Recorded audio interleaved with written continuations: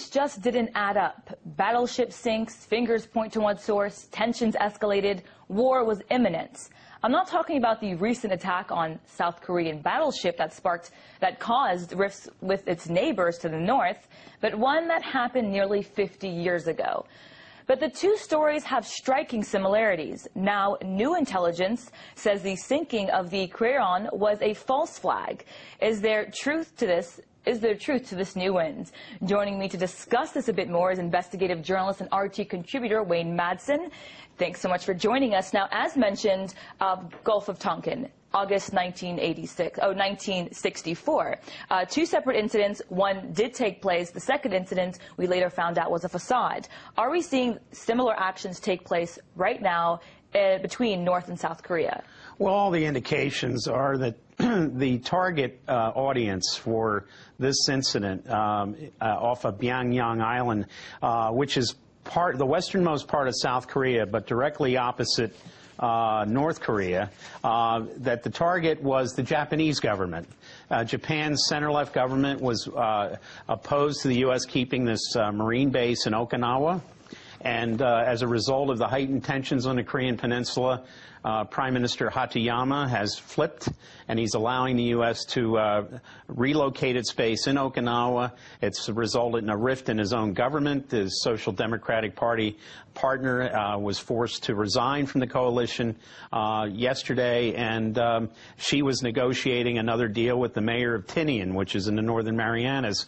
So there was a lot going on. Increasing the tensions in the Korean Peninsula resulted in the U.S.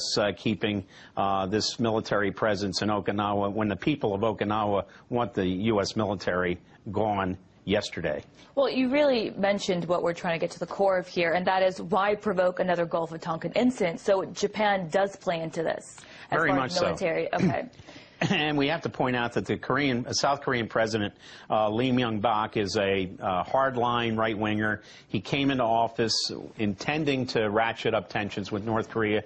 North Korea, you have to look at who benefits. Cui bono in this. It's not North Korea.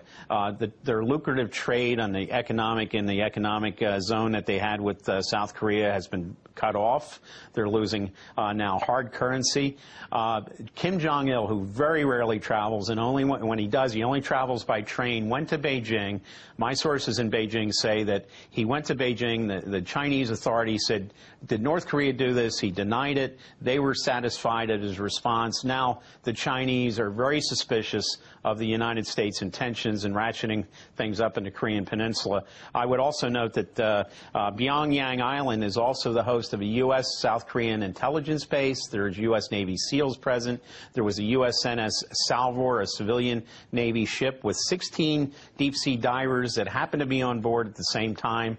The Cheonan was sunk by this torpedo that was later to be discovered to have been of German manufacture. Germany sells no military weapons to North Korea. This thing is starting to look like a classic false flag operation. Wayne, let's try to look into or foresee the future, if you will. What is the U.S. going to benefit from this in the future, and will we look back on this, say, 10, 20 years ahead of time, like we did with the Gulf of Tonkin, and say this was the prelude to whatever the U.S. is trying to achieve, as you're implying right now? Well, hopefully we're not going to see an outbreak of war on the Korean Peninsula. We have to remember that there is still a technical state of war. There was never a peace treaty signed between the North and the South, so things could get out of hand very, very fast. As I mentioned, the Chinese are looking at this very suspiciously, and this comes right as we have this new national security strategy put out by Obama, where it stresses unilateralism and all these nice things. I think this is the same neocon Bush foreign policy wrapped up in different wrapping paper. There is no reason, and the North Koreans have asked for a U.S. embassy in Pyongyang. We don't have one there. It makes no sense not to have a U.S. embassy in Pyongyang to discuss these issues, just like it makes no sense to not to have a U.S. embassy in Tehran or a U.S. consulate in Ramallah or Gaza, for that matter. And I think this just goes to show that the Obama administration is playing Cold War politics, business as usual with them.